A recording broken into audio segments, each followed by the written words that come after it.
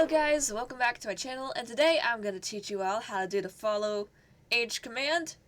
So with that being said, I shall now show you. So what you would do is open up Nightbot, go to your commands, go to custom. As you can see, I'm already there.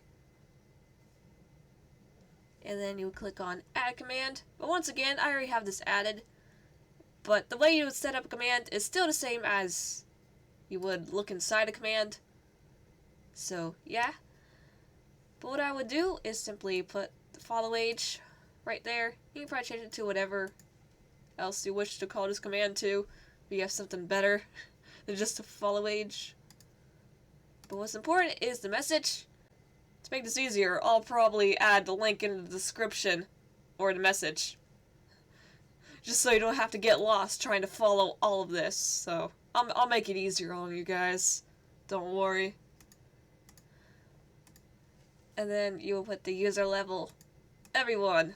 And the cooldown, I mean honestly, I could probably set this down lower. I haven't looked inside for a while. But you can set the cooldown to whatever you wish it to be. But yeah, that's pretty much it. You just simply add in that command in your chat. Or in your Nightbot.